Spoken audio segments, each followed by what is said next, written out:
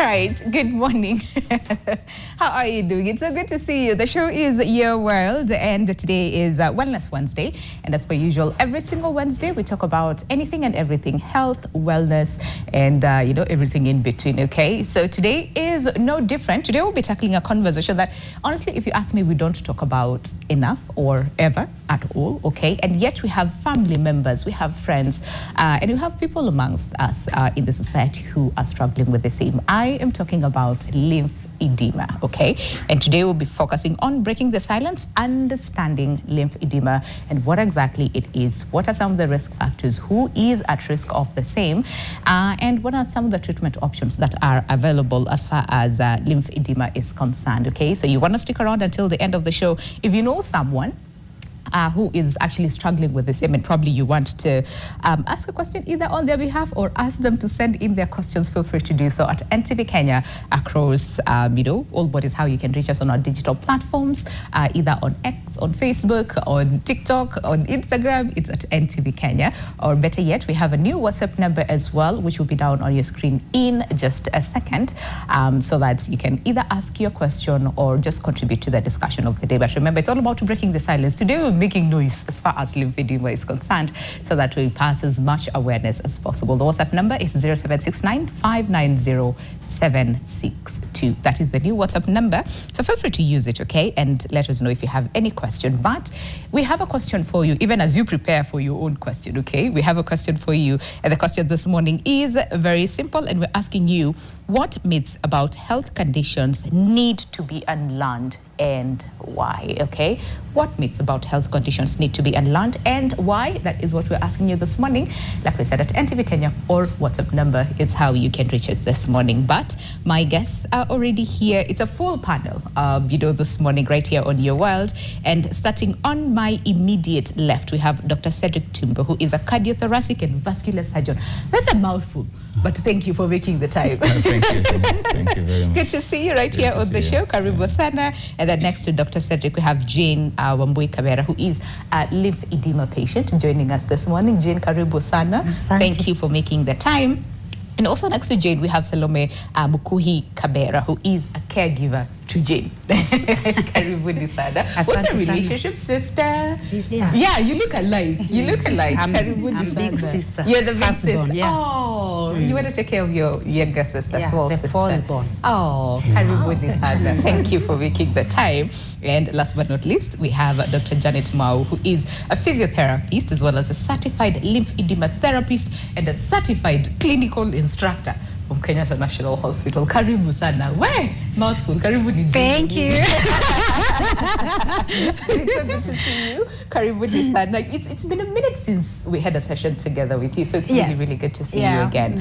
But can we just understand, before we even just talking about lymphedema, because again, I was reading about it, and then there's lymphatic capillaries, lymphatic systems, drainage, it's a lot, okay? But can we just understand the lymph stuff before we even talk about the edema part? Edema part, Let's just understand the lymph stuff. What exactly is it? Okay. What role does it, play in our bodies? In our bodies and whatnot. Yeah, do you understand? Or do we have Dr. Cedric to start? Who wants to go first? Dr. Cedric can do that. Okay. Thank you. So, just to make it easy, you have your vascular system, that is your arteries and the veins. Arteries carry blood away from your heart, veins back to your heart.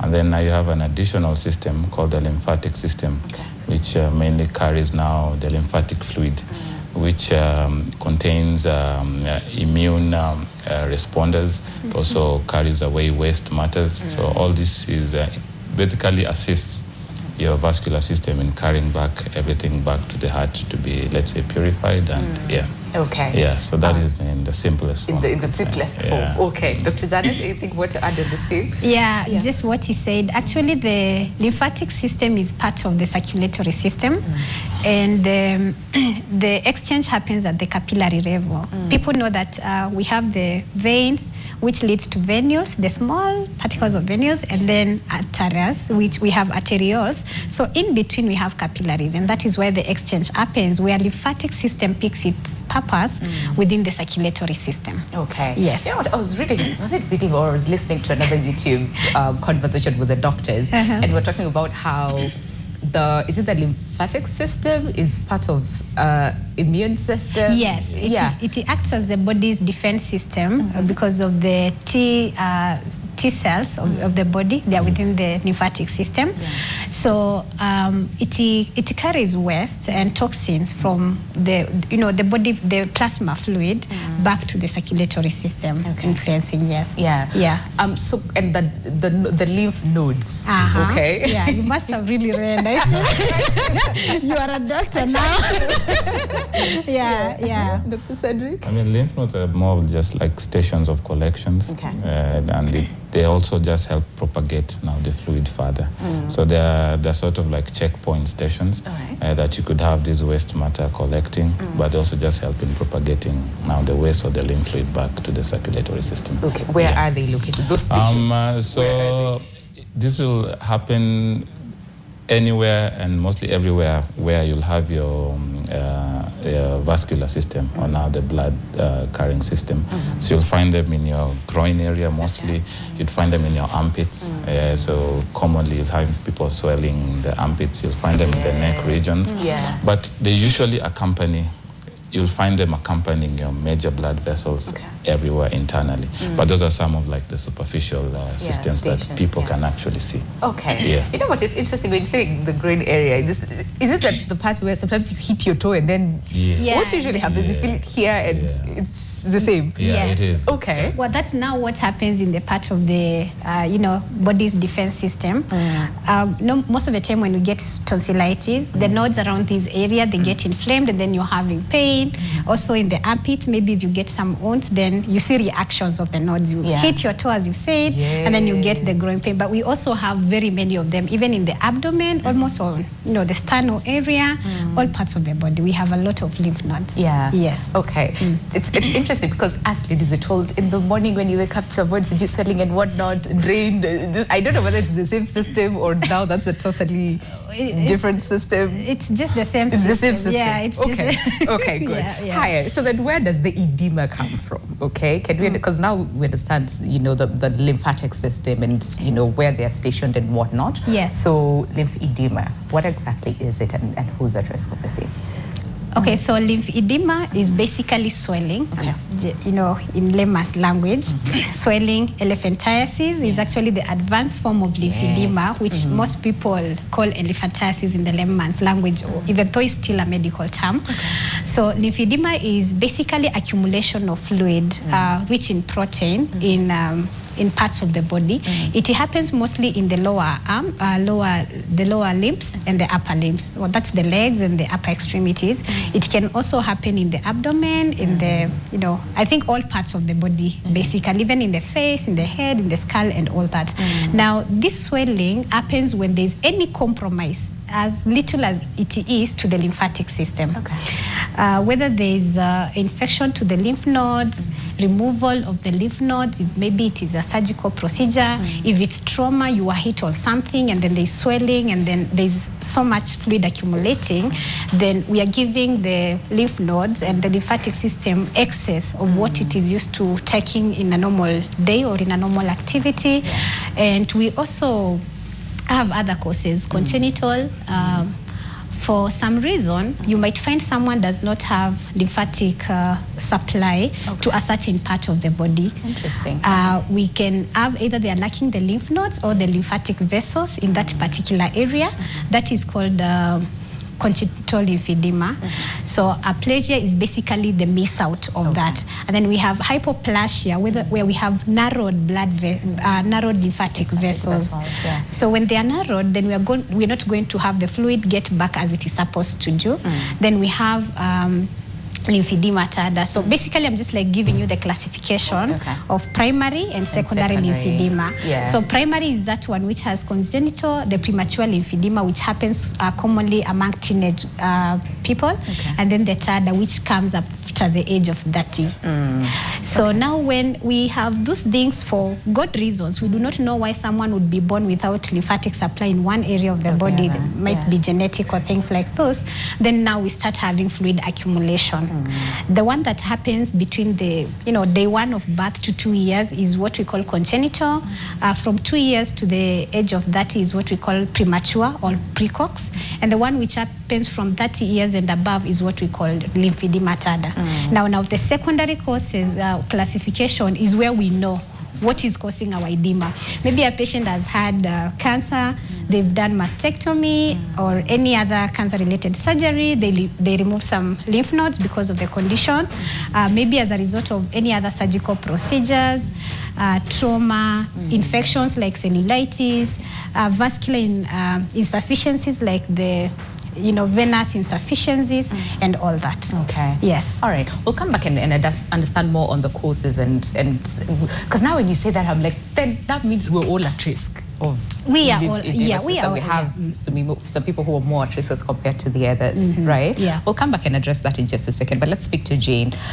So Jane, when did you notice maybe like a difference? And based on the causes that Dr. Janet amesema, which one can you attribute it to? Nilianza kuona dalili mwaka wa 2011. Nilipoanza kuugua mguu wangu na nilipoenda hospitali nikaambiwa niangaliwe ugonjwa wa figo. Nikafanyiwa scanning, ugonjwa wa figo ukakosa. Nikaangaliwa nyungu ya mtoto, shida ikakosa. Kutoka hapo hakuna usaidizi nilipata, nikarudi nyumbani nikakaa. Ikaendelea. Nikabadilisha mahospitali kadhaa. Hakuna hospitali nilienda nikaambiwa unaugua hivi. Hadi 2024 nikaugua nikafura uso. Okay. Nikaenda hospitali inaitwa Nyadhona Health Center. Hapo ndio walinituma scan. Ndio ikaona nikiwa na shida ya clot. Nikapewa livaro ya Kiambu na nikaenda Kiambu tarehe 2 mwaka wa 2025 Januari. Nikarazwa kwa siku 4, nikatibiwa, nikarudi nyumbani. Tangu hapo nikaanza clinic. Nikaenda clinic hadi mwezi wa 5 2025 kukawa na mgomo kwa hospitali ya Kiambu. Ndio nikarudi tena mwezi wa 6, sikupata usaidizi. Nilikuwa nimeambiwa nirudie scan waone ile shida ya clot ama ilikuwa imeisha. Ikawa bado iko. Ule daktari mwenye alinifanyia scan akaniambia ninataka surgery ya haraka nitolewe ile clot. Nikarudi Kiambu nikapata bado kuna mgomo. Ndio nikarudi pale Nyadhona Health Center waone watanisaidia aje. Juu sasa hii imekuwa wasi na nimeanza tena kufura uso. Ndio nikapewa livaro immediately. Niliingia Kenyatta saa 10:30 ya mchana, ya jioni. Nikakuta daktari hapo na hapo nikaanza matibabu. Okay. Nikapewa clinics. Ya kwanza nikatumwa kwa daktari wa mishipa. Akanituma zile testi zote, alikuwa nataka kuchunguza shida ni nini. Alipokosa shida ni gani ama akajua shida ni gani akanirifaa kwa plastic surgery.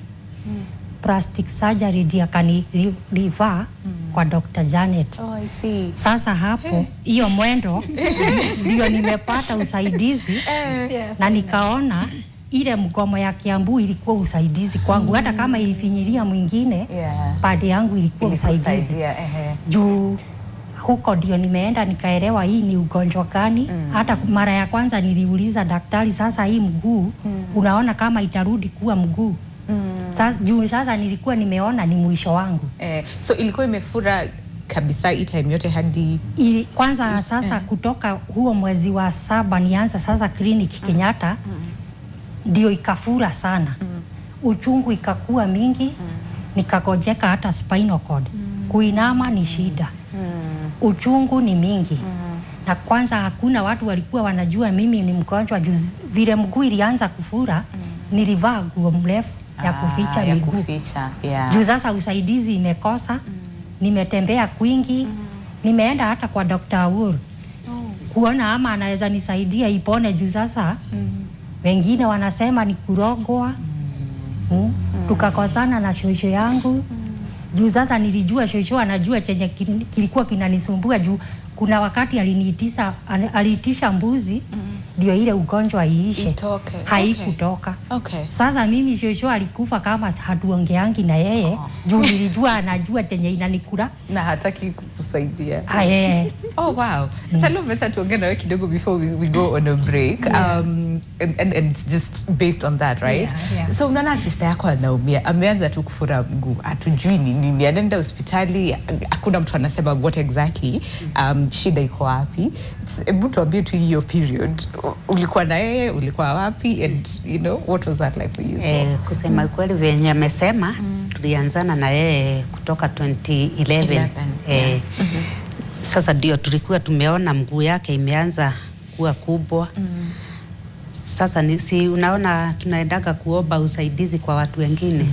Naona jirani unamuuliza hii inaweza kuwa shida ya nini? Wenye amesema, wengine wanasema ni korogwa, wengine wanasema mrudi nyumbani, wengine wanasema hiyo inaitwa, tulikuwa tunaijua kitambo elephantiasis, na watu huwa hawaponi. Sasa wenye amesema tukaanza kwenda kwa hospitali kuangalia matibabu. Tulipoenda sasa hakuna mtu anajua shida ni nini. Ni painkiller mpaka hiyo 2024 wakati alienda Nyadhuna ndio akapatiwa hiyo referral. Sasa hiyo alipewa referral, tukaenda Kiambu tukakuta kwa ward alikuwa ameenda si yeye peke yake. Juu hatukuwa tumeona mtu mwingine. Tukakuta wamama ni wengi, wababa ni wengi. Mwingine ako na mguu mmoja, mwingine ni miguu miwili. Sasa tuko na nguvu juu si yeye peke yake. Sasa tukaona safari tuko wengi.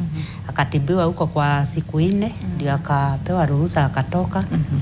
Na hakuwa amepona. But tulikuwa tumeona ni at least na tulikuwa tukitoka hapo tulikuwa tumejua si sister yangu peke yake, watu ni wengi. Sasa kutoka hapo si ndio akakaa nyumbani akaanza kuumwa na hiyo spinal cord.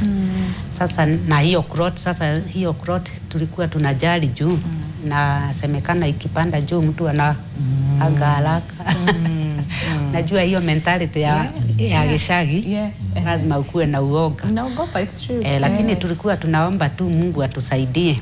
Na kusema ukweli venye amesema hiyo shosho wetu mwenye amezaa baba yetu akaitiza buzi akapewa akakufa, mguu haikupona. Sasa mgombo ikaigia Kiambu. Hapa ndio njia ilifunguka. Akajua ni nini. Wacha tuende break tushikilia. Sasa shosho hata alikuwa nyama.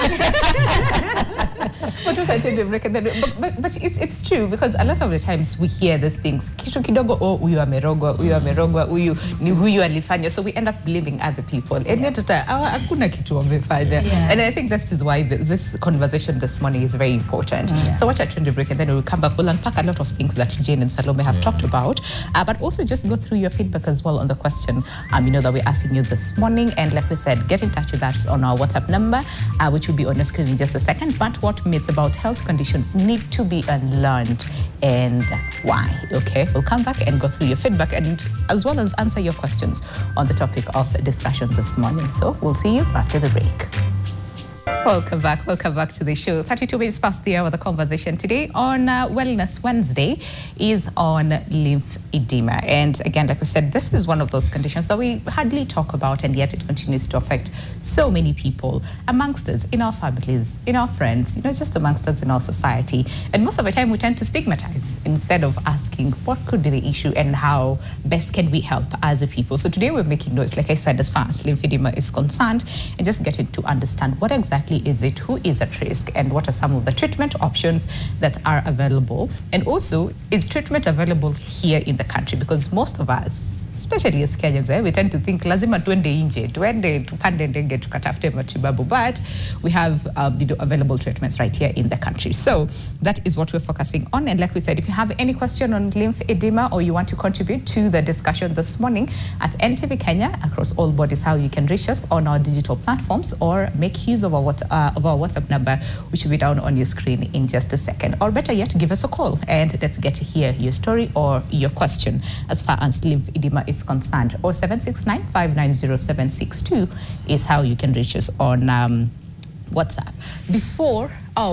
Let's get to hear to WhatsApp amesema nini before we continue with the conversation. And we're asking you, what is that one myth, as far as health is concerned, that you feel we should demystify as soon as possible? That is the question that we're asking you this morning. So let us know, what is that one thing? And for me, I think it's lymphedema, okay? We need to demystify all the myths that are available. But what myths about health conditions need to be unlearned? And why? Okay, let's get to see. To our WhatsApp amesema nini. Okay, all right. So this one says, okay, this is quite a long one. Let's see from the beginning what the person says. I can't see. Can we scroll up so that we actually start from the beginning, Philippe? Okay, so it says, is lymphedema the same as edema? My mom has had edema for over 30 years. She has been on so many medications. As a result, she has suffered other issues such as blood clots, arthritis, high blood pressure, etc. Had surgeries including transfer of lymph nodes from the neck to the leg to see if it will help the flow of fluids. It has been hard for her. Monthly, she takes medicine in tunes of thousands. It is sad. Dr. Cedric, is it the same? Yeah, thank you. So I think that's a good question. Lymphedema is two words. Okay. There's a lymph part and there's the edema part. So edema just means swelling. Yeah, so swelling could be anywhere. It could be on your hand. It could be on your face. Yeah. It could be even in your internal structures. So what I would say is it is one of the other. Okay. Now, this is specifically what we are discussing. Lymphedema is we are talking about the lymphatic system. Yes. So this could still come from issues with your venous system, arterial system. So yeah, and as she described, that is the typical what patients go through. And initially, what the viewers mentioned, having high blood pressure and clots, it is mostly how the patients would present initially. So it's usually important to try and rule out and try and be sure in making a diagnosis that this is specifically lymphedema, and maybe this is a patient that's having high blood pressure, or this is a patient that's having something else that's leading to edema at whatever level they are experiencing the disease. Yeah. Is one causing the other? Because even Jen mentioned about clots. So is the edema that causes the clots, or? So as long as there's an issue in your, let me say, propagation, how blood is flowing, highly likely, if the blood is not flowing well, blood is what carries this fluid. So that could still lead to you having what we are calling lymphedema. And of course, if you're having probably issues with your lymphatic system, it's very important to rule out issues now with your vascular system. So you'd find that they almost occur concurrently or at the same times. I see that. And how common is it, Dr. Janet, before we unpack what Jen talked about, how common is lymphedema, say, based on the number of patients that probably see on a daily or just in general? So basically, since I started practicing, I think I've come to agree that lymphedema is very common. Oh, wow. Okay. So in another presentation that I was making earlier, I had to mention that lymphedema it's no longer a rare condition. It's a very common condition. People just don't know what that's it. People have lymphedema, they don't know it's lymphedema. People have swelling that does not go down, they don't know why is that. So just to add on what Cedric said, any swelling that is persistent, any swelling that does not go down, any swelling that does not disappear, you should always ask, you should always question, why is this swelling not going down?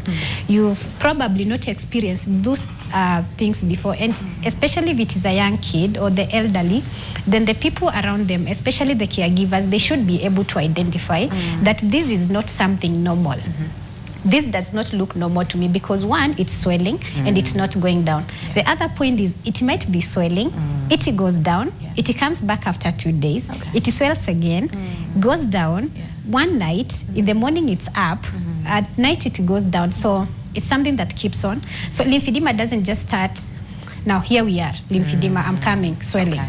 It's something that, because it's compromised to a system within our body, All right. the system is working, it's just not working properly at that particular moment. So fluid starts to accumulate slowly, you start feeling heavy, of course, I say more when we go to the signs and symptoms, but then it is not something that just wakes up there one morning you find your leg is swell. Your leg will swell and then you will think, of course it's not painful, especially when it's starting, and especially if there's no signs of infections within the leg, it's painless. Okay. But now as the symptoms continue, now you wonder, now it's not going down, and now that is when now the worry starts. By the time you're realizing actually this is something that looks like a curse or this, then you're so late. By the time you're coming to us, it's late. So like for that lady saying the mom did node from the neck to the leg, what that we call lymph node transfer, and that is work of the plastic surgeons. So the lymphedema is actually a multidisciplinary condition. Okay. We manage it as a team, as plastic doctors, mental health, because of the stigma that those patients go. So lymphedema is very common. It's common. Just Okay. people look at that swelling, which is not going away. Ask yourself why it's not going away. Seek healthcare professional As soon as possible. guidance. Yeah. Yes. You know what? Because swelling is common. Like you travel long distance, you do, your feet swells. You probably sit for a longer time. So it's and then what you're saying is sometimes there's no pain at all. So it's easy to assume, oh well, maybe a Saturday for a long time, but what you're saying is it's not going away. Yes. Then When it's not going away, let me give you an example. When we are, pregnant women, we get most of the time postural edema in our legs. But now, as you know, we deliver and all that, then edema is gone. I mean, it's no longer a concern. But if that edema persists, even after that, or even edema that comes, maybe you knocked yourself in the kitchen and the arm is swelling, but the swelling is not going down, it keeps on accumulating. Then you should ask yourself, why I knocked 3 years ago, it was not accumulating like this, but this time it's still keeping on pestering me. So that is the question we should ask ourselves. Okay. Yes. All right. So just being mindful and being very observant, because sometimes we tend to, we tend to assume those things. And Dr. Cedric, just unpacking what Jen mentioned, because it's a lot, and probably a lot of people will be like, I can relate to what she's saying. Because there was the clotting, and then there was the spine issue with the spine, and then the fact that she went from one hospital to the other, and still there's no a clear indication as to what exactly the issue is. Can we just unpack that, and then we'll listen more from her? Yeah, so I think, as I said, it's almost textbook what she's saying she underwent. I mean, the most common cause of your swelling in your lower feet is known to be venous issues. Now, as she was started with that, probably the primary health care was looking towards that. Now, the only issue that comes is when, let's say, you get a bit of tunnel vision, maybe you really want to really manage this patient so well, and you forget other causes, which part of it is what we are discussing. So she probably did have an issue. She did have an issue, not probably, a venous issue. That is now what she's saying was a clot, which has to be treated. When you look at both of these conditions, the clot will be life-threatening. Lymphedema, on the other side, is also it has its own debilitating problems, but when you'd compare the two, you'd look at this they'd want to treat the clot faster. So I believe that was addressed. I can't really bash whoever was seeing them initially. I would just say having to think a bit outside the box was probably required earlier for her.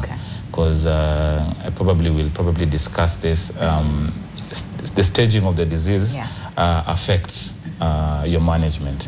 If your early disease responds better to treatment, early disease is better for the patient when discovered earlier, and you get better results in terms of now response. You stay longer, you now get to that stage of elephantiasis. Now that has more complications, social stigma, managing the food, loss of function, loss of So that is where I'd really put it as probably we needed to have thought earlier for Jane and try and capture the disease earlier. should have definitely benefited better. Yeah. All right. So Jen, ile time uliambiwa this is lymphedema, right? What was that moment like? Like, did you feel some sort of relief that finally unajua shida ni nini? Ama did that scare you in a second? Because again, nyinyi wote mmesema hamko mnajua what is this, hamko mmeona mtu yoyote around you with the same until ile siku mlienda hospitali. So what was that moment like? Nilifurahia sana juu niliambia daktari nikipenda unifafanulie vizuri maana ya ni nini. Yeah.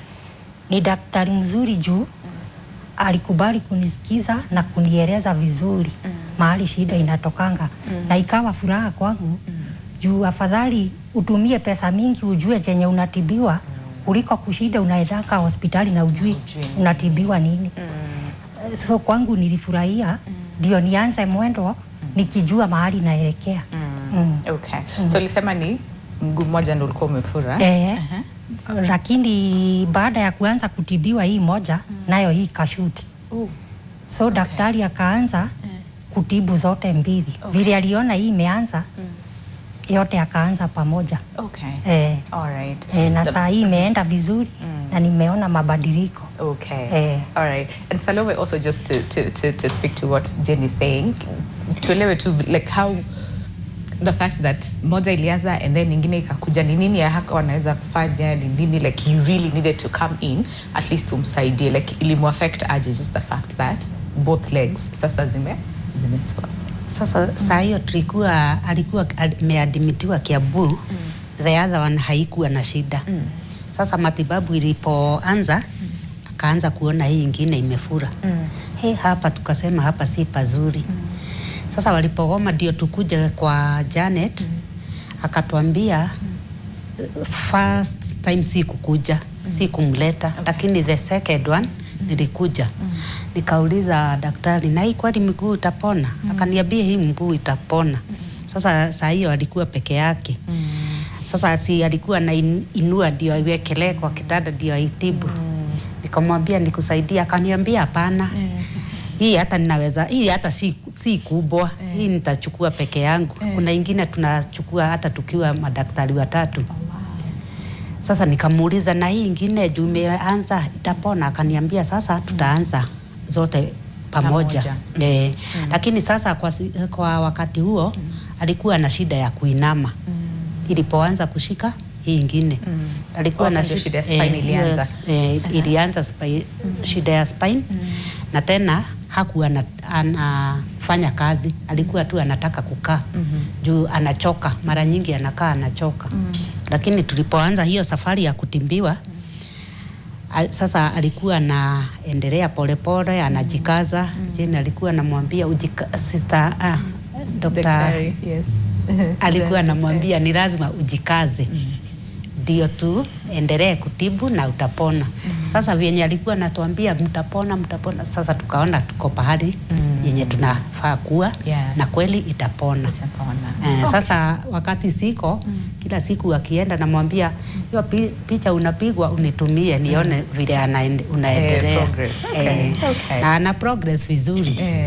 Okay, that's good to hear. So Dr. Janet, again, you mentioned a bit of the signs and symptoms and what to really look out for, because again, like you said, pain is not there, and most of us, as we wait until there's pain for us to go to a hospital. So thank you for that question. So actually pain is, yes, what brings most people to the hospital. If you do not have pain, you do not go to, what are you going to do to the hospital? Right. So lymphedema is staged. We have 4 stages of lymphedema, which of course will describe the signs and symptoms. So we have stage 0, where the fluid starts to accumulate. Now at this stage, most people just feel, like it's heavy. The arm is a little bit heavy. You can't lift. Inachoka haraka, like, it's not the normal way of life. And then now when you start seeing swelling, you can actually see some swelling, a small swelling, which is you can differentiate with the other arm or the other leg. Then now that is stage 1. Stage 2, it starts to bulge wider and harden. The skin begins to be, we call it fibrotic. Yeah. Thank you. Yeah. You say you've really learned. I know. You've really learned. So we call it fibrosis. So the skin starts to harden and start changing color. We also, we have medical terms for that. We call it hemosiderin staining. We have change in color. And now stage 3 now is the worst. And it differs from one patient to the other. So at stage 3, you might just have a very big lymph volume from the other one. You might also be having fibrosis, a lot of keloids on the skin, wounds. At that point, it's painful. Now you start feeling pain, especially at stage 1 and 2. You start now getting some aspect of pain coming in. And now when the wounds come in, now that is where the problem comes in. And that's when most people seek healthcare profession for guidance, because now they can't do anything. They have, and those wounds, lymphedema wounds, most of the time, they do not heal until we start the compression, until we start the management. Okay. Even if we send that patient for wound dressing, yes, we will keep on dressing, but still the fluid is going, it has a way to move out. It has an opening where it can actually move out through. So we are not going to be able to curb that place. And remember, it is carrying toxins, this fluid, because we said it is also part of the defense system. So we are going even to have more waste coming through now. So even bad odor coming from that area and all that. So the first sign is you see swelling or you feel heavy, not fitting in your jewelry well. You press and then you see like your skin is leaving dentations, and then now you see significant swelling, which you can easily differentiate from the other arm or from the other area, because it's physical. It's something we can see. Lymphedema you can't hide, and that's why she said also she was putting on long clothes. She's afraid. What are people saying about me? The stigma. These people, these patients suffer because of, I don't want that person to see my leg like this. I don't want the other person to say I'm cursed. And when patients are facing all this is when they actually feel like, actually, yes, this is a curse. Human beings, we have a very funny way of perceiving things. If you keep on telling me one thing time and again, and especially those that are in the village area, we actually tend to believe enyewe na kweli Mungu ametuachilia, this is actually a curse. So those are the signs of symptoms. People should not let go any swelling. And now the risk factors come because you see, like Jen, the swelling was there since 2011. With time, she was not able to move. When Jen came to me, she was actually dragging her foot.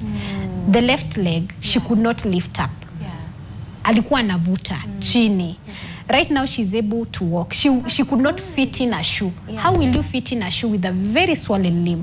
What clothes will you wear? You're not going, even your, a lot of things is going to change. Your social life, your mental health, your physical life, and everything that is around you is going to change. Yes. Yes. Can you stick with the wound in just a second, then we'll go through some of the feedback. Yes. So what brings about then the wound? Okay, so now we have, the skin is bulged, it is overstretched than normal, and then we have started to harden. So the skin starts bursting through, just the blisters, because of the overstretch of the skin. Our skin is actually elastic, but it can just do this much at a certain period. So when it is keeping on being overstretched over a longer period of time, then now we start having those, and the infections also start setting in. A big limb, you will not even clean it like your normal leg. We'll have fungus even on the nails of that leg, the sole of you can't reach, you can't lift. There's a lot of, even the skin care really goes down. And other people, when they start seeing the skin hardening, they do not know what to do. They actually scrub. Now, even scrubbing a lymphedema patient's limb is worse. Because now that way the skin is already overstretched. So Okay. And you see now, we said earlier, because it's within the capillaries. The capillaries are just millimeters under the skin. So it's actually a dermatological condition. It's an integument skin condition, because it's mostly, and it's something we can see. So now you scrub and it's overstretched. You burst it out. Now that is where your problems begin. I see. Yes. Interesting. Okay. Let's go through some of the feedback, and Dr. Cedric will come back and understand. So does that then affect circulation of blood and, the whole system? Because it's like millions of systems in our bodies that could. So which one of those is affected? But on the question that we're asking you this morning, and that is, what is that one health condition and myths surrounding it that you feel should be unlearned, and why? That is the question that we're asking you this morning. What myths about health conditions need to be unlearned and why? Let's see. Some feedback on WhatsApp, and then we'll go on a break and come back and do more. So this one says, can I get Dr. Janet's work number, the lymphedema therapist? Okay, Dr. Janet, hey, utatupatia number later. And then this one says, hi, I am 20 years old now, but my legs started swelling when I was 16 years. I have had many tests, my heart, kidney, and many more, but nothing was found. My legs swelled more when I stand for long, sitting long hours or travel. Could this be lymphedema? Okay, Dr. Cedric, do you want to just tackle that as we... Yeah, I mean, again, those other tests are done just to try and rule out the major issues in the major systems. These are patients who probably needs a bit more workup. We have very specific tests to identify the disease. Okay. So she probably just needs to undergo one of the tests, commonly lymphangioscintigraphy, and that really gives us the anatomy of the lymphatic system, and it will show us whether there's a reflux or anything and help us get a diagnosis. Okay. So yeah. All right. And then there's someone here who says sugar and too much starch definitely contributes to many health problems. Okay. And then this one says, where are your clinics? Okay. And then this one says it's encouraging to see how the show is challenging myths about lymphedema and creating awareness. The lady's story about her experience really moved me. It's good to hear real life situations that people go through, and it highlights why we need more open conversations like this. Also proud that my friend Dr. Cedric is part of the doctors leading this discussion. This is my first time watching the show, but I'll definitely be a frequent viewer now. Great work to everyone involved. This is King. Thank you so much, Kings, for tuning in. Hey, and then this one says most health conditions are connected to witchcraft, especially those diseases without cure. I don't know who are supposed to synthesize about them. This is why we see pastors and prophets taking advantage of patients. God help us. Okay. And like that's what I said, today we're making noise as far as lymphedema is concerned, because there's a lot of myths and misconceptions and misinformation surrounding the same. But if you have any question, again, interact with us either on our social media platforms or just give us a call. Or if you're not able to reach us, then use our digital platforms, and that is at NTV Kenya. We're taking a break. See you right after. Welcome back to the show. Officially the second hour of the discussion this morning on lymphedema. And today we're saying we're breaking the silence. We're making noise and we're passing as much information out there as far as lymphedema is concerned, and what needs to be done about it. And we were discussing this just a few minutes before we came on air, that we really need to improve on our health-seeking behavior, okay? Let's not wait until, there's pain or it's almost too late for us to seek, medical intervention. And especially when it comes to lymphedema, which is what we are focusing on this morning. Now, we have a question for you. It's very simple, okay? And that is, what is that one myth surrounding health conditions, that need to be unlearned, and why? What myths about health conditions need to be unlearned and why? That is what we're asking you this morning. And like we said, at NTV Kenya, we have very many options for you, okay? Either our digital platforms on our WhatsApp number, or you can give us a call and ask any question that you have. Let's go through some of your feedback, and then we'll come back, and especially Dr. Cedric, in terms of the circulation of blood and, different parts of the body that is affected. But this one says, hi, also had a swelling for almost 15 years now, and this happens when I sit for long, since my work requires me 8 hours seated. Done all the tests, including Doppler, and nothing found. How can you assist, okay? Dr. Cedric, I think, and Dr. Janet, this is a question for you. And then this one says, I am Rose, and I used to visit KNH for lymphatic drainage. Doctor is very friendly. I had right mastectomy, so my hand has accumulated fluid, okay? Then another person said, very informative conversation, thank you. And then this one says, work number of Dr. Janet, the lymphedema therapist. Hi, a number since at this point. How can they reach you, okay? Before we forget, and then, we can share with the discussion, Okay, so my phone number is 0791 187 269. 07 91 187 187 269. 269. Okay, I'm just writing it so that we don't forget. Okay, but meanwhile, use our WhatsApp number. Okay, send in more questions. Ask their contacts. Dr. Sadiq, do you want to give out your contact as well? Sure. Go. Okay, go ahead. 0795 72 77 73. Okay, once again. 0795 72 77 73. Okay, that's an easier number. Okay, yeah. All right, and I think we'll have them on the screen as well if Philip has them.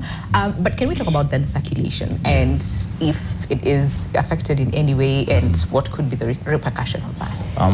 I mean, so the beauty of how we're created is, I'd say I'm Christian, so God knew to create backups. Now, the only issue is we measure on the main systems.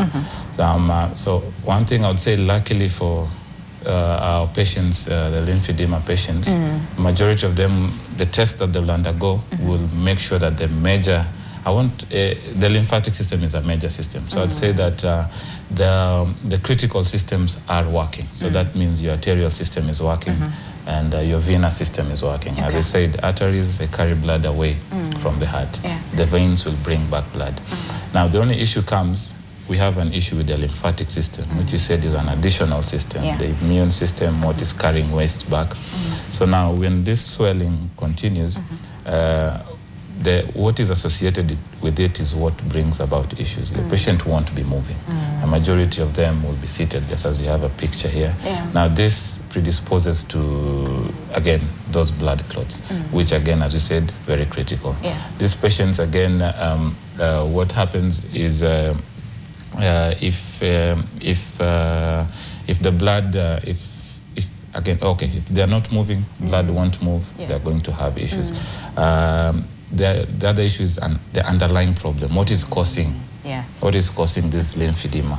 As you said, those are now those secondary causes. Yeah. So that again will impact the health of the patient. So let's say there was a cancer, malignancy, or an infection. This can further affect now your vascular system, and now this will bring about complications now, or now what was good, that is now your veins or your arteries. So it is mainly the underlying issue surrounding what is causing this swelling that now can bring about complications in now your let me say, the critical systems, which is the arteries and the veins. There's a question. I think the person said their work requires 8 hours of sitting. They've done all the tests, but it's nothing. I think this is a patient that probably should come visit us. We probably need to investigate further. But again, sitting is not, sitting for prolonged periods is not good. I think we generally know that. So even if your work involves a lot of sitting, again, you need to find ways of giving yourselves breaks. I think that is something that we know, and maybe for the viewer, I would encourage, take intermittent breaks in between, walk around. We are not made to be stagnant, sitting or only standing. You need to keep moving. The only way you're going to pump blood again is when you're moving.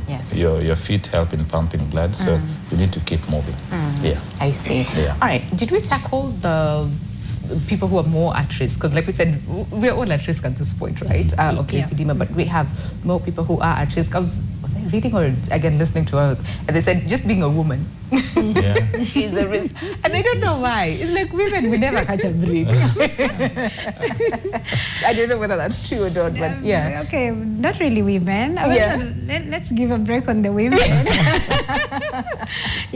Women, we really do great things, you know. So basically, those that are at risk, any person who has ever had infection or a clot, or any compromise also now to the, let me say, circulatory system, or should I say the blood system, so that everyone can be able to understand that. So anyone who has had surgeries which involved lymph node removal, any cancer patient or any other type of surgery that involved lymph node removal is also at risk patient. Any person who once had swelling, persistent swelling for a long period of time is also another person who is at risk, because there must have been compromise at lymphatic system at that time when they had this swelling. Persistent histories of also of trauma. When we are talking actually about people at risk, most of the time we talk about secondary lymphedema classification, because for the primary lymphedema it's epidemiologic, but for the secondary one at least we know the causes. So if you have any kidney conditions, cardiovascular conditions, then you are also at risk person.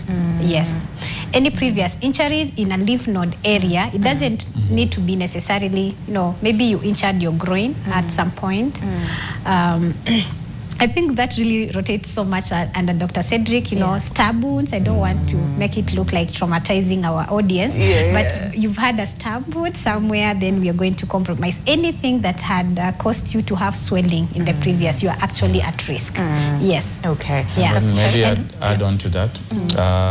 There's also regional risk factors. And this we are looking at now, the infections arising from parasites. So you'd look at, I would speak for Kenya, mostly the coastal regions or even the western side of the country. Yeah, where we specifically are talking about filariasis, which I know there's been great campaigns to try and eradicate it.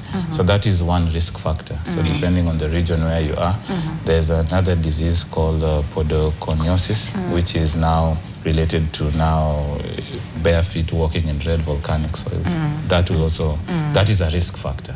So not everybody will have it, but it predisposes you to higher chances of having the disease. So there's a regional distribution of it, and also central Kenya also is part of the regional aspect of the disease. Yeah, and I think it's important then once you understand, you could be predisposed, and it's easier that when you notice the swelling here. Okay, umesema to confirm number yako once again, Dr.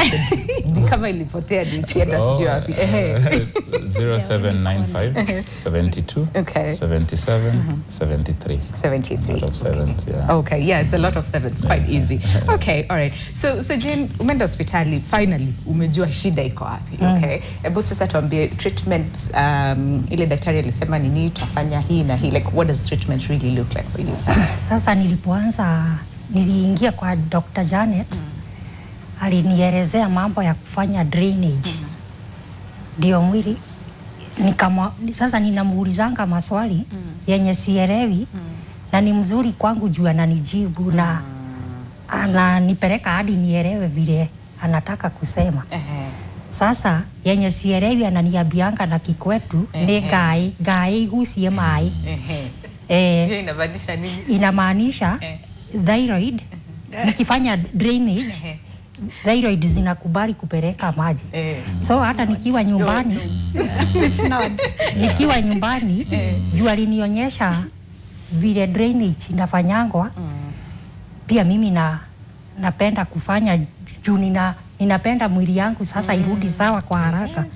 Sasa hata nilipoenda mara ya kwanza ya pili, hata yeye alishangaa. Akaniuliza, na kwani siku hizi unafanya aje?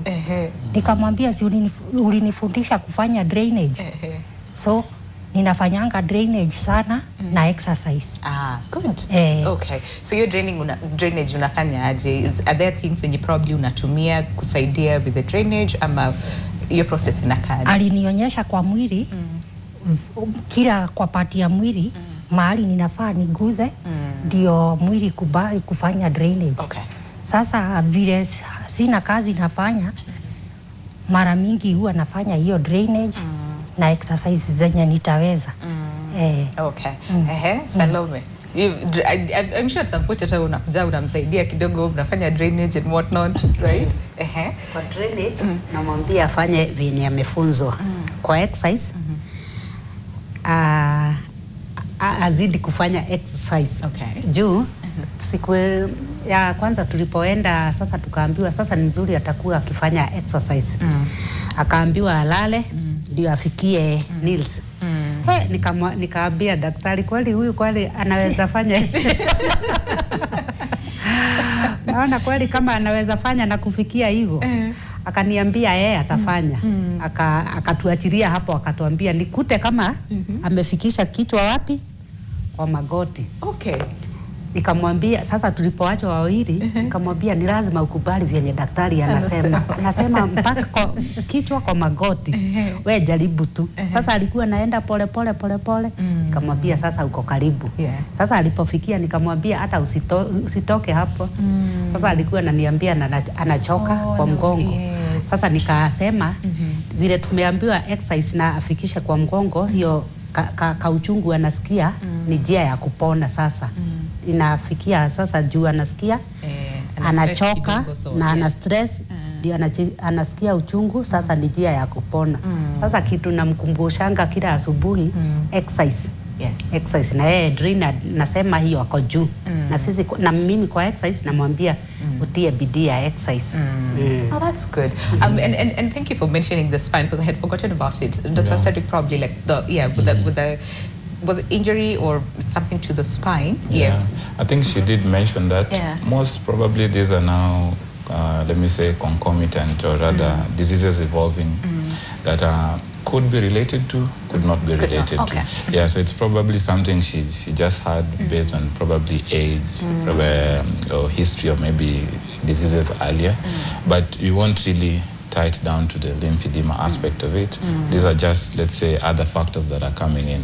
Again, you remember, we are all humans. You get stressed one point, this affects everything else. So so if you're not getting help, somehow the problems usually just start increasing and they start doubling. And when you're getting help somewhere, you find that now again things find a way of just sorting themselves out. So I'll just say probably something that happened on its own, but it just happens to happen during this disease. Okay, I see.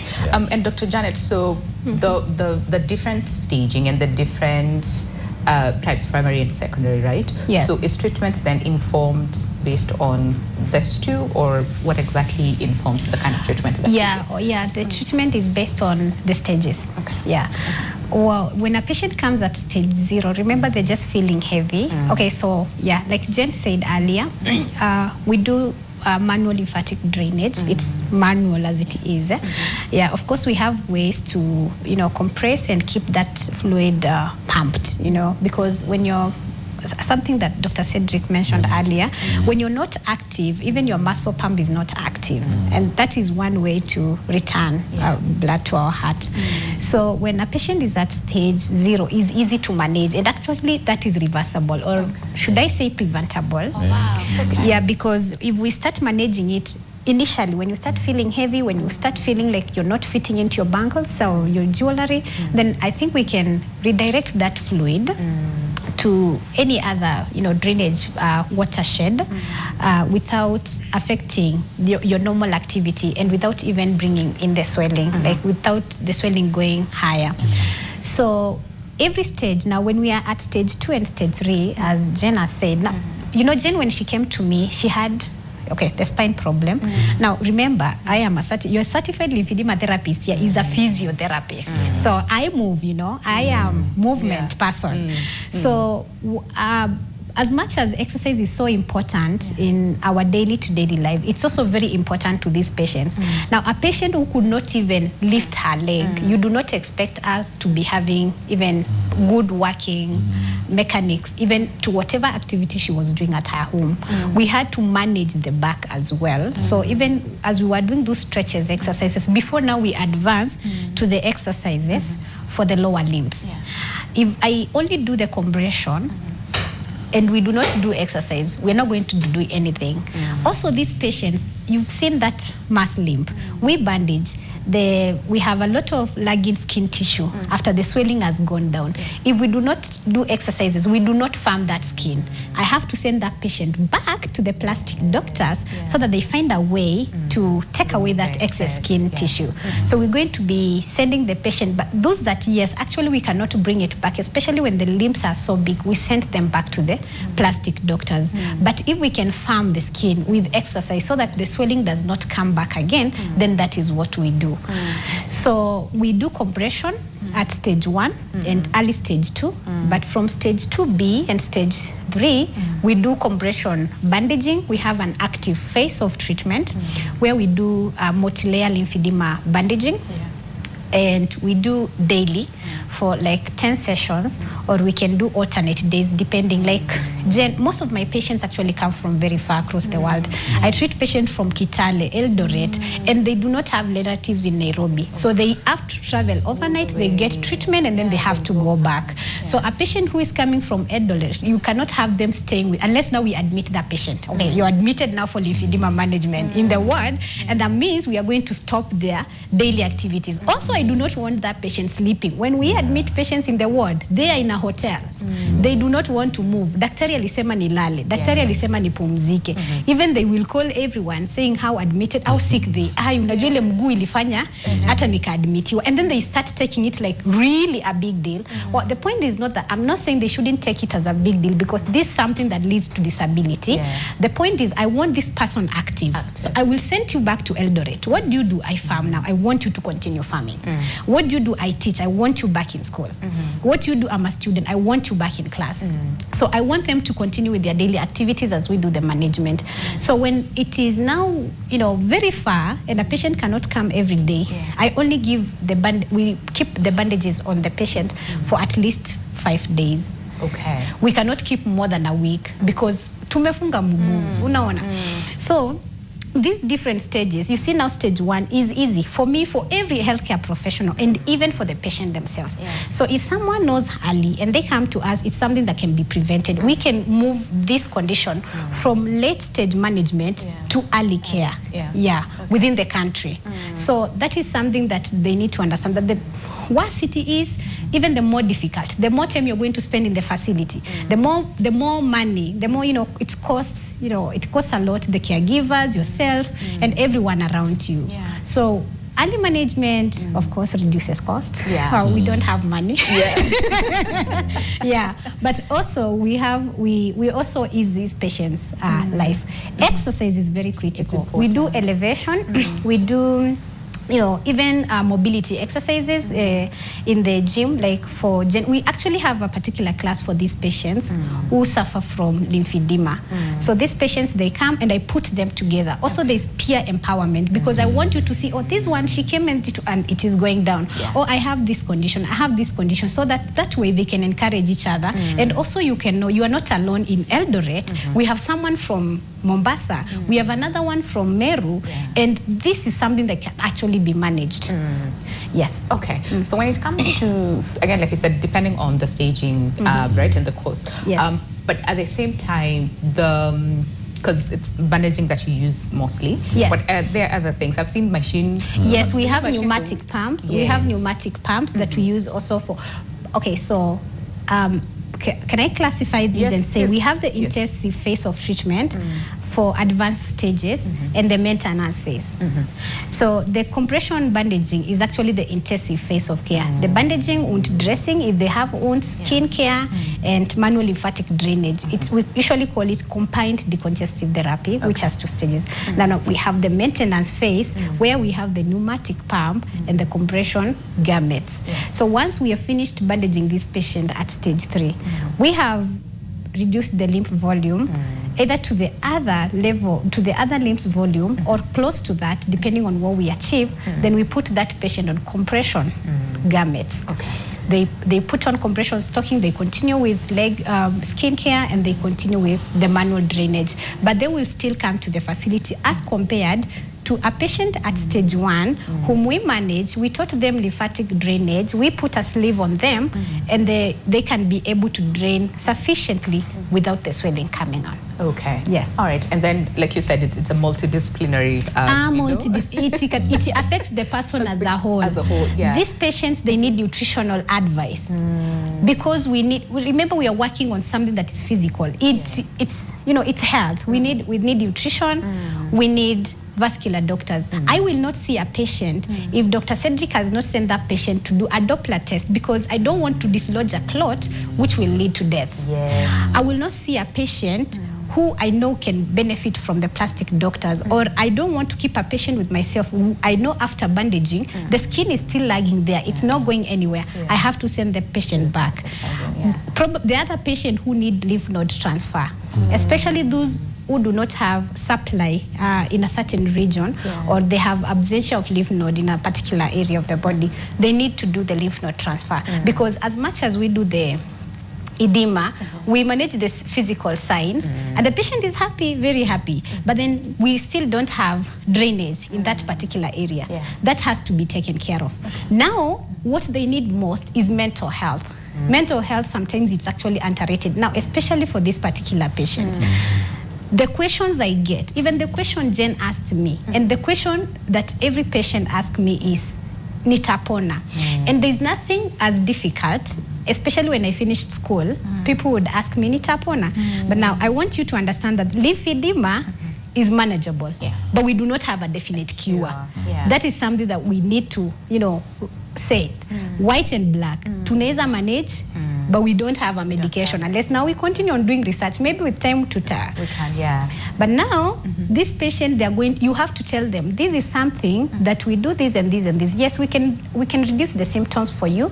You can continue, you can go back to your normal life, but tujui kama itawahi pona kabisa. Like you really even have to find a language to talk to this patient.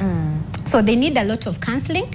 You need to counsel the patient, you need to counsel the caregivers, and you also need to be true. We healthcare professionals, we have to give patient information, and that is one of the information. So that's why they need a lot of guidance and counseling from the mental health. I see that. And also treatments as well, Dr. Cedric, from your perspective, what does that look like? And also depending on either the cause. I mean, knowing a problem is a common saying. Once you know a problem, you're almost halfway there. That's true. So first you need to do your diagnosis.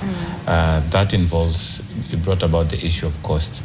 Getting that, the initial test could be affordable based on how you are financially, but now when you come to the specific diagnostic test, she'll tell you the cost wasn't really friendly. Especially now, given she even lost Ambuzi already. All right, so now you're done with the diagnosis, and then now you come to management. She has clearly explained how this is going to be managed. Cornerstone management for these patients will require them, of course, then they need to know their problems, and we need to prevent infections. That we need to also keep very high hygiene, and importantly, or rather the most important part is to try and get them back to functional status. She needs to be able to walk around. She needs to not, she shouldn't be hiding. Right? So those are the main things you're trying to get this patient to. Those are your goals.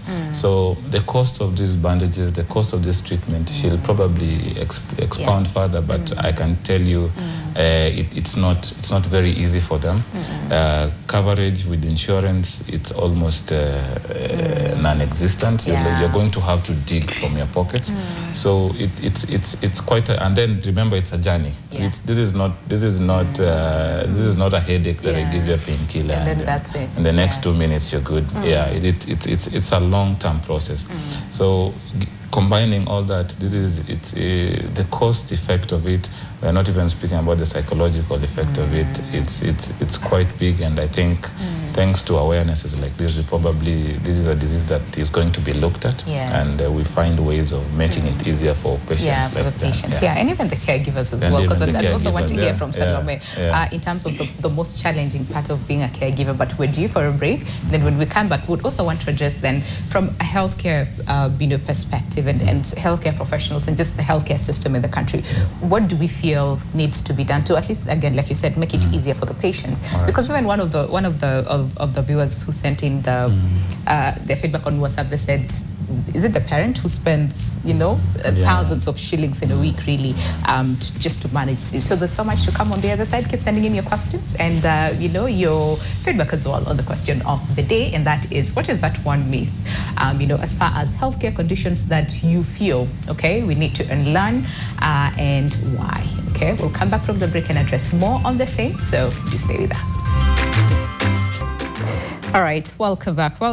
Last few minutes before we say goodbye. Time really, really flies. But it's important to have this conversation on lymphedema. And like we're saying today, we're breaking the silence. It's very important for all of us to understand what lymphedema is all about, who is at risk, the treatment options that are available. Someone was actually asking if the treatment is Kenya, because there's one who's preparing to go to India. Jenny.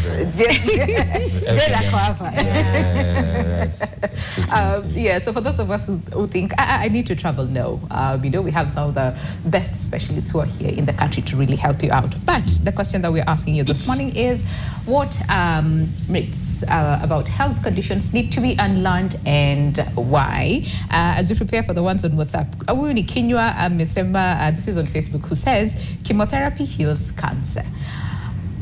I think maybe that is a discussion that we need to have, right? All together. So I can't say much to it. And then Boborigi anasema all modern myths. Ati diapers are of class, yet napkins were healthier and environmentally friendly. Hii mambo ya kupatia watoto contraceptives ati to control menstruation. All those things. Anasema we need to unlearn all those things. I think, we need to have a lot more conversation around the same. But hey, let's get to hear what's up on Anasema Nini as far as the question of the day, or just if you have a question really on lymphedema. Okay, so this one says, good morning. Please let me know the difference, if any, between lymphedema and elephantiasis. Okay, let's take another one and then we'll answer that.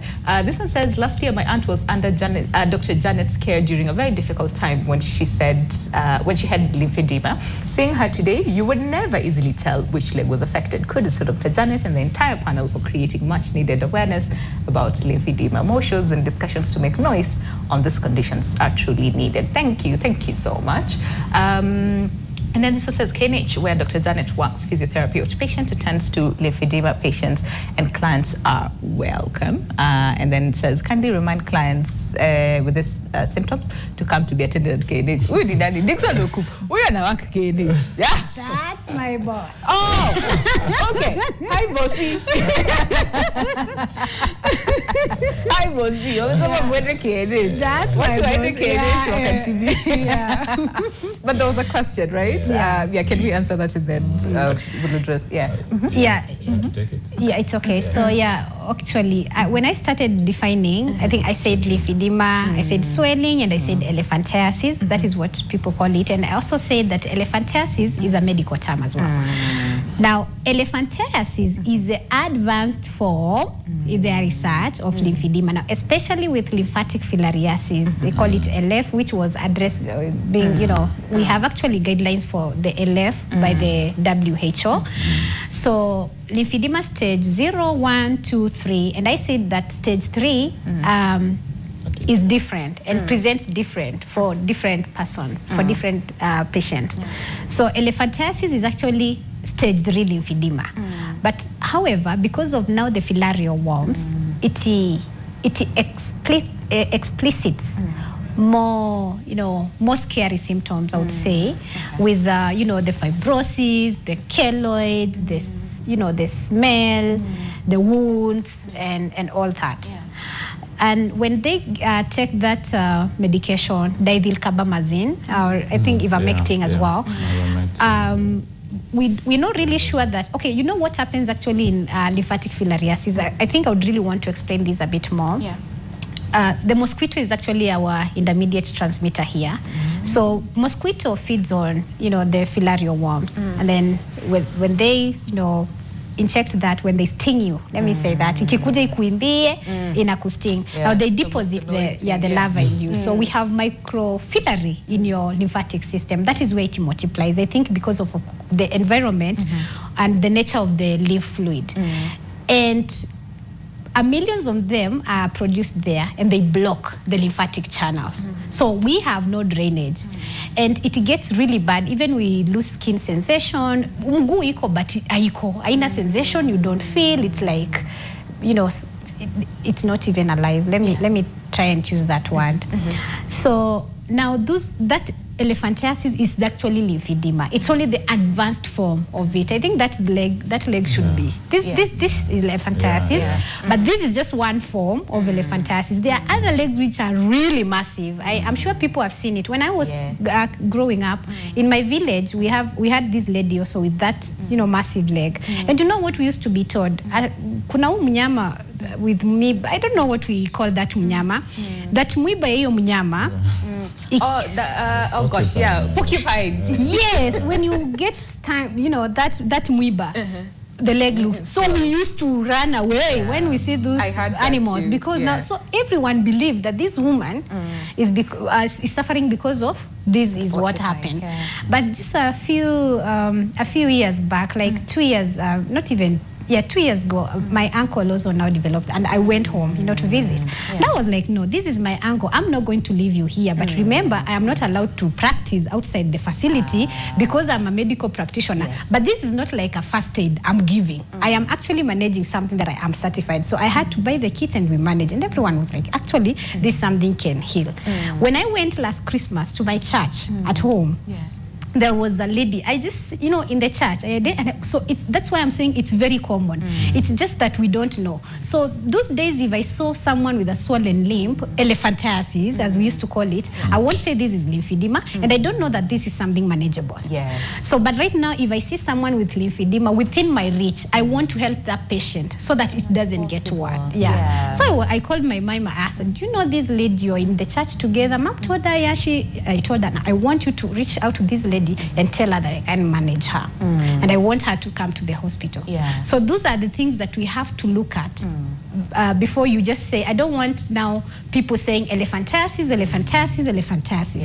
Just say that swelling needs to be managed. Mguu imati inakaa aje, si imefura. Inakaa dark, si imefura. Your brown night is red, imefura. The point is, swelling is there. Let's manage lymphedema. Okay. Yes. I see that. I really hear that call. This is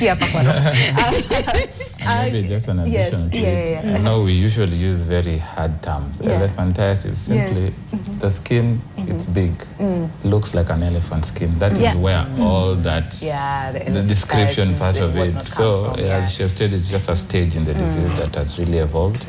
So your leg ends up looking like an elephant skin. So if you go touch, if you've had the honor, I don't think you have, but you can see and you can imagine. It's very tough, hide skin, very thick. So I've undergone fibrosis. So that's where the term comes from. Okay. And we've talked about drainage as the different forms of drainage. But do we have instances where surgery is required, and what does that look like? Management, when we come to, the part we mentioned, the mainstay management is what she's explaining. That is the mainstay management. When it comes now to surgery, majority to be described as more palliative. So we are trying to get this patient a bit comfortable. Just like she said, we have extra skin, you want to reduce the amount of tissue that you have. So we'll call that debulking surgery. And then now when we've really established that, we know exactly where the lymphatic system has an issue, we'll do now what we call maybe bypass surgeries. So that will come now with the lymph node transplant. They'll come with now doing a lymphatic to lymphatic anastomosis. You want to join, sometimes you want to join the lymphatic system to the venous system, which eventually usually ends up, but you might want to do this early.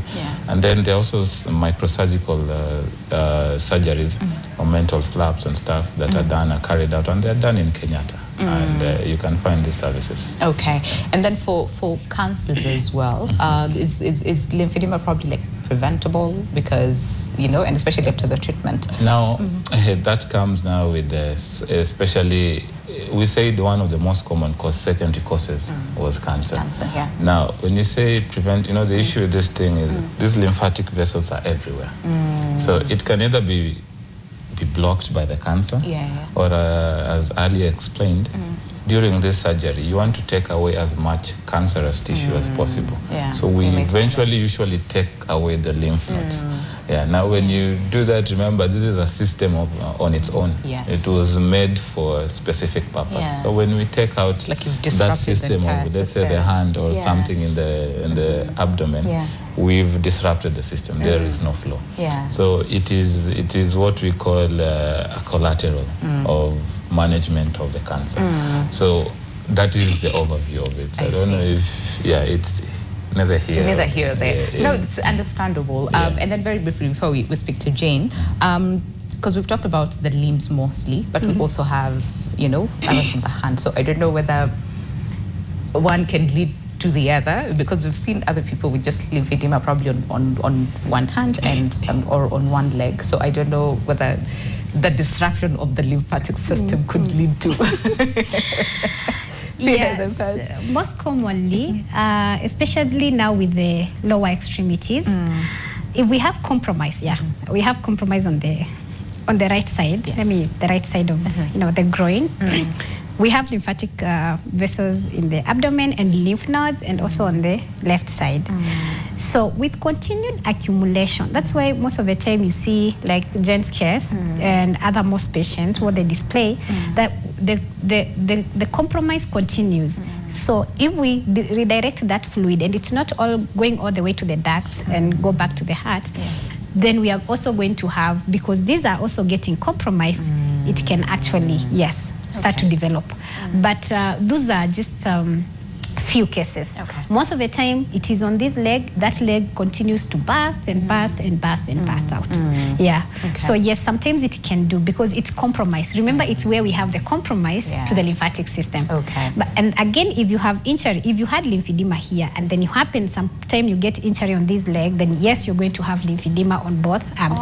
If you have bilateral mastectomy, we have to do bilateral drainage, redirecting the fluid now to the normal lymphatic vessels that have not been affected by the condition.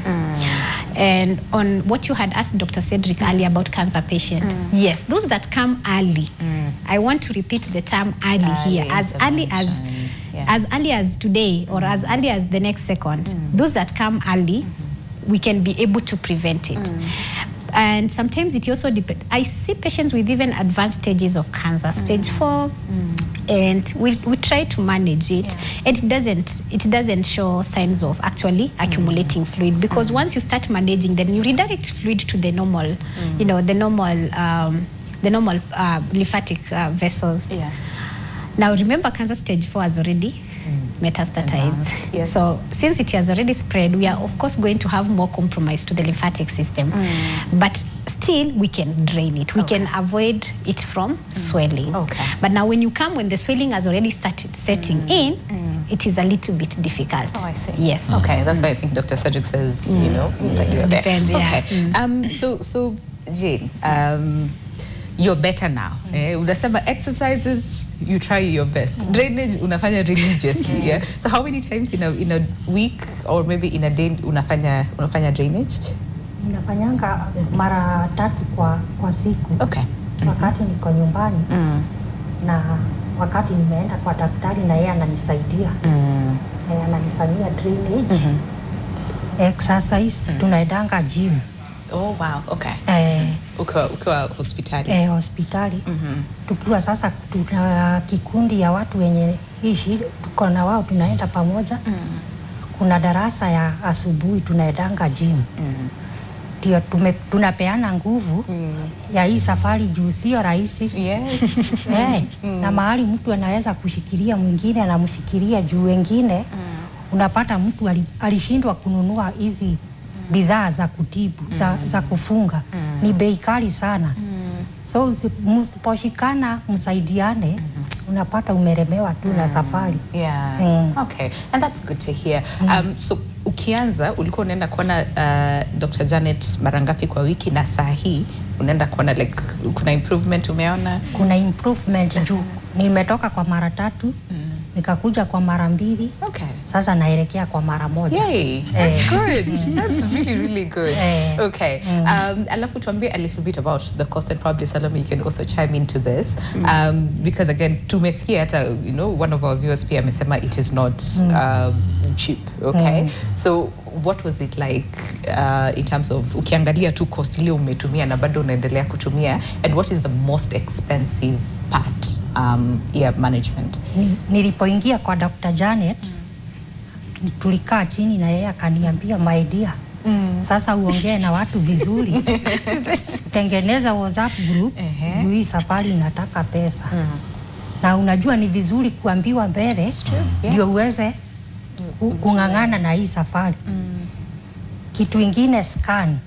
Scan ni bei kali na unatembea hospitali mingi, ile scan unatumwa unaipata tu hospitali Aga Khan peke yake. Nilikuwa nimeambiwa hata KU kunayo, nikatumwa IMEC, nikakuta hakuna. So ninaweza uliza kama tu tunaweza pata hizo scan kwa hospitali yetu ya Kenyatta.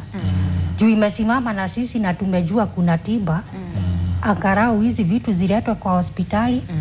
Tuweze kununua hizi bandages. Hizi bandages juu ni standard. Kwanza kama hii mguu yangu ilikuwa stage 3. So inafaa zile standard ones. Kununua hizo sasa ninafurahisha kwa sana na watu juu walikubali kunishikilia na ndio maana nimeweza kwenda huu mwendo juu niko na kakitu kwa mfuko. Juu ukiwa hauna unapata umehepa kwa daktari na sio shida imeisha. Na wakati umerudi nyumbani umeenda tu kukufa polepole juu mawazo ni mingi. Hata maugonjwa zingine zinaongezeka kwa mwili. Juu kitu ya kwanza hauna pesa. Wakati pesa imepatikana unaona tena uko na nguvu juu unajua ile tiba bado inaendelea kutibiwa. Na wewe ukitia nguvu na uombe Mungu anakupea uwezo na unapona haraka. Unaweza kusaidia wengine na kuwaonyesha hii safari hata kama ni ngumu tunaweza. So bandages ni kama pesa ngapi? Bandages za huu mguu mmoja nilinunua 43k. Changanya na ile uende scan ukute scan ni 40k. Unaona kama hauna uwezo unarudi tu nyumbani unakufa tu polepole. Lakini ukiwa na pesa daktari yako tutiane nguvu tushikiliane tung'ang'ane na hii tiba tutapona. And Salome as well, because wewe ni caregiver, of course there's this part ya maisha yako, but there's also your sister that you also want to kumsaidia, you know, here and there. What is like the most difficult part ya kuwa caregiver, and what is it that you'd like you know, to tell people, and especially wale wenye bibi wako nyumbani hawajui hata waanzie wapi, hawajui ugonjwa ni nini and what not, ni nini unaweza waambia? Mimi ningependa kuambia wenye wako nyumbani wako na hii shida watoke nyumbani waende kwa facility ndio wapewe referral na wakipewa referral kwenye wanapewa referral apewe yule daktari wa hiyo shida. Juu akipewa wa shida ingine mtakuwa mnazungushana hivi na hata saidika. Na tukienda huko tukipewa referral tuende kwa special, hiyo ya special tukute daktari kama Dr. Janet. Juu alikaa chini akatuambia mtatumia pesa. Na kweli watu wanatumia pesa. Sasa tulipokaa chini akatuambia tutafute pesa. Madada zangu, mama yangu sasa ni mzee. Tukasema sasa tutafanya nini? Tulianza kutafuta watu kwa WhatsApp group. Mtu anatafuta marafiki zake. Juu tulipoenda kwenye tuliambiwa tununue hizi bandage, tukauliza tukasikia ni 43 na hujaweka fare na tena hauna hizo pesa. Sasa unaona ni lazima tungefanya harambee ndio tusaidie. Sasa watu walitusikiza na nikaambia my sister sasa asiwe anaficha kwa hizi nguo ndefu juu hii ugonjwa sasa imepatikana na ameambiwa atasaidika. Sasa kwa watu wenye wako nyumbani wajitokelezee. Kama mimi nilijitahidi kwa kuanzia siku hiyo tuliambiwa na nikaona niende kwa community kutafuta wenye watu wako na hii shida. Na sasa nawaambia kama uko na hii shida utokelezee na utafute marafiki zako ndio mpate pesa. Juu hata ukienda hospitali bila pesa utatibiwa. Sasa ndio tuling'ang'ana na tukatafuta hizi na unasikia ni standard. Kunazo zenye zinatumika hamtazirudia. Kunazo sasa Dr. Jane alituelezea tunaweza tafuta akatuonyesha jinsi ya maintain ndio zitumike for long. Sasa hii kazi ya caregiver ni kubwa juu hii vitu hata tunaweza ona Jen, if that's okay. Yeah. Okay. Okay, so these are the standard, hizi ni the standard bandages. Yeah. Okay. Yeah. Na tukaonyeshwa, dokta akatuonyesha jinsi ya kuziosha kuziosha vizuri ndio zitumike juu. Hata kama uko na marafiki wamekupea hizo pesa, hautatumia kila wiki juu naona sasa anatoka bali, anataka fare, anataka kukuja kulipa, SHA haifanyi kazi. Sasa hiyo watu wajitokelezee na watu wawe na marafiki na watu ndio tuweze kusaidia wengine wenzetu. Juu kama si watu hatungefika hapa kuona daktari kutuelezea na sasa my sister kufika hapa. Na sasa ni mzuri juu kwa stairs anajipandisha yeye mwenyewe. Nice. Na alikuwa na furuta. Tulikuwa tunaenda huko kwa Kashote kutolewa card. Watu wanatuangalia. Na sasa anatembea peke yake vizuri. Hata kwa stairs nimeona improve, anatembea vizuri. Oh, that's good. So watu wako nyumbani na maybe mtu wako na lymphedema na unasema hey, hapa nitasaidika kweli. Jen ako hapa. Ako hapa. Kwanza hiyo wanasema wako nayo kwa March. The walk, yeah. Sasa nimekuwa wakwenda kwa community kutoa watu ndio wakuje. Yeah. That's good. Wewe umekuwa ambassador sasa. That's really good. But yes, Dr. Jen, in terms of the march and how significant this is to us, because most of the time when it comes to like conditions, diseases, most of the time, and especially like what the ministry involved, tunategemea data, numbers, numbers, you know, how do we help people? So yeah, probably talk about how significant this is. Yeah, so this event is actually going to be the first, the inaugural World Lymphedema celebration in the country. So this is the 11th in the world, and this is the first one in Kenya. So it really means a lot to us. So this we are going to have a week long of events. We are going to have patient and caregiver education held at Kenyatta National Hospital, and we are going to be having screening for 2 days, the 4th and the 5th of March. Mkuje in big numbers. We are going to have all the doctors that I mentioned. We are going to have a plastic doctor, a cardiovascular doctor, a mental health doctor, a nutritionist, certified lymphedema therapist, physiotherapist, anyone within the discipline. Nurses, we are going to have all of them there. So we're going to be doing screening for 2 days.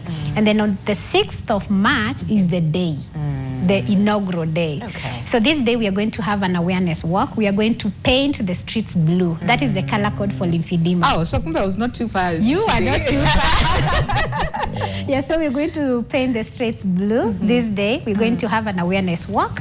We are going to have the screening continuing that day. And we are going to have a lot of advocacy.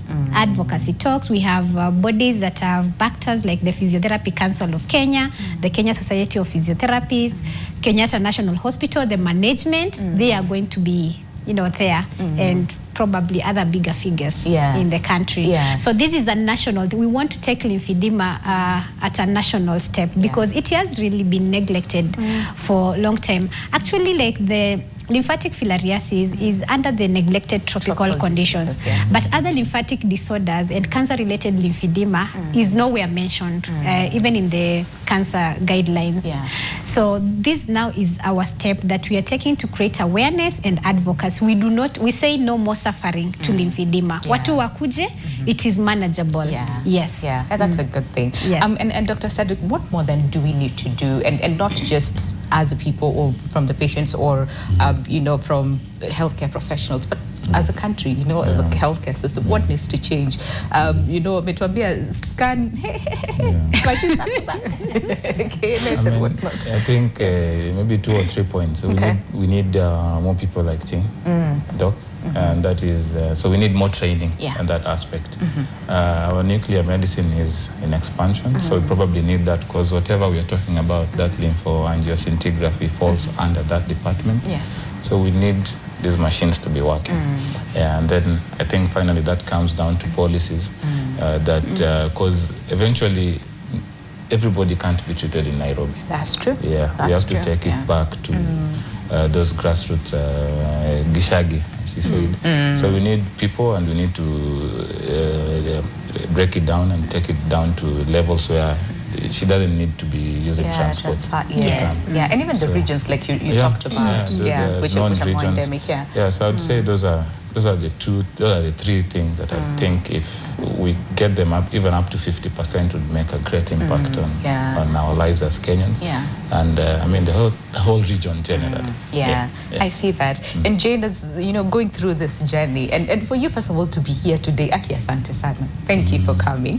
But what is it that you'd like ibadilike so that to make it easier for you, as a patient, and also, on your sister who's your caregiver? Ni nini tu kifanywa leo itakuwa easier for you?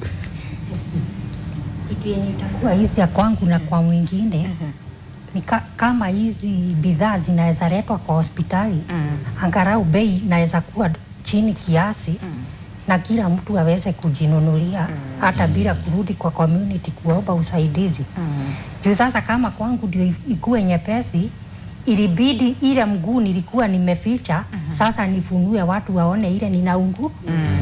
Na watu wakastuka juu miaka mingi mimi ni mwanabiashara, na wanajua mimi ni mtu wa kujifanyia kazi. Lakini wao waliona tu ni version yangu ya kuvaa nguo ndefu juu nilificha miguu.